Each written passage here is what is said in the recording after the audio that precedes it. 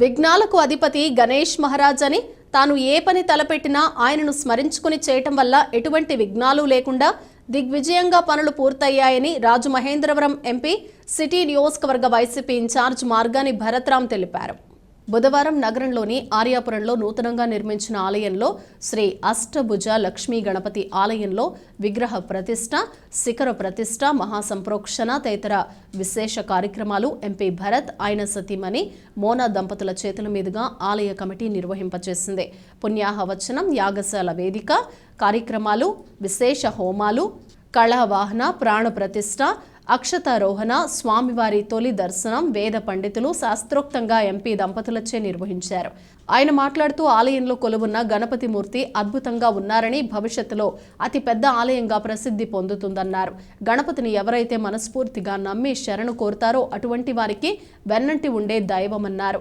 ఈ ఆలయ సమీపంలో ఉన్న ఏబీ నాగేశ్వరరావు పార్కును అత్యద్భుతంగా సుందరీకరణ చేస్తామని ఎంపీ భరత్ హామీ ఇచ్చారు. ఇంత అద్భుతమైన ఆలయాన్ని నిర్మించిన పల్లరాజు లక్ష్మీ దంపతులకు కాటవరం రాజు మిత్ర బృందాన్ని ఎంపీ అభినందించారు. మాజీ ఫ్లోర్ లీడర్ పోలు విజయలక్ష్మి, అఖిల గాండ్ల తెలికుల కార్పొరేషన్ చైర్పర్సన్ సంకిస భవానీ ప్రియ తదితరులు పాల్గొన్నారు. ఏపీ ఐఏసీ మాజీ చైర్మన్ శీఘ్రకొళపు శివరామ సుబ్రహ్మణ్యం స్వామిని దర్శించుకుని పూజలు నిర్వహించారు. ఈరోజు ఆర్యాపురంలో ఏబీ నాగేశ్వరరావు పార్క్కి ఆనుకుని లక్ష్మీ గణపతి దేవాలయం ఈరోజు ప్రతిష్ఠ చేసుకోవడము నిజంగా దైవ సంకల్పం ఉంటేనే, పూర్వజన్మ సుకృతం ఉంటేనే ఇట్లాంటి దైవ కార్యక్రమాలు జరుగుతాయి. మరి ఇవాళ లక్ష్మీ గణపతి మూర్తిని చూస్తే అసలు నిజంగా సాక్షాత్తు గణేశుడు, గణపతి దేవత ఇక్కడ ఉన్నారా, ఇక్కడకు వచ్చి కూర్చున్నారా అన్న విధంగా మరి అంత దేదీప్యమానంగా మరి ఉన్నది. నిజంగా చాలా చాలా ఆనందం అనిపిస్తూ ఉంది. మరి ఇది మొత్తం అంతా కూడా ఒక సంకల్ప బలంతో మరి కాటం రాజు వాళ్ళ మిత్ర బృందం అందరూ కూడా ఒక దీక్ష పూనినట్టు పూని ఈ కార్యక్రమము జరిపించారు. మరి అదేవిధంగా వెనకాతల మరి వీళ్ళకి అందరికీ కూడా కొండంత ధైర్యం కిందన మరి పోలు విజయలక్ష్మి గారు ఫ్లోర్ లీడర్ ఆమె ఉండి మరి ఈ కార్యక్రమం అంతా కూడా జరిపించారు. నిజంగా చాలా ఆనందం అనిపిస్తూ ఉంది. మరి ఇలాంటి ఒక గొప్ప దేవాలయము ప్రజలందరికీ కూడా మరి దర్శన భాగ్యం చేసుకునే విధంగా ఈ దేవాలయం ఉంది. మెయిన్ రోడ్కి ఆనుకుని మరి ప్రజలందరూ కూడా విశేషంగా వచ్చి అందరూ కూడా ఆశీర్వాదం తీసుకోవాలని వారందరినీ కూడా కోరుతా ఉన్నా. గణేష్ మహారాజ్కి జై.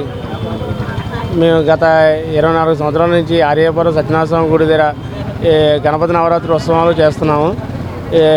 ఎప్పటి నుంచో మేము అందరూ కలిసి ఇక్కడ గుడి కడదామని అనుకున్నాం, కానీ ఇప్పుడు అనివార్య కారణం వల్ల జరగలేదు. మన ఎంపీ మార్గాని భరత్రామ్ గారు చొరవ తీసుకెళ్ళి నేను ఉన్నాను, నేను చేస్తానని చెప్పి నిలబడి చేయించారు. మార్గాని భరత్రామ్ గారికి మా కమిటీ తరఫున కమిషనర్ గారికి మా ప్రత్యేక కృతజ్ఞతలు, మున్సిపల్ శాఖకి, కరెంట్ ఆఫీసర్ అందరికీ మా ప్రత్యేక కృతజ్ఞతలు.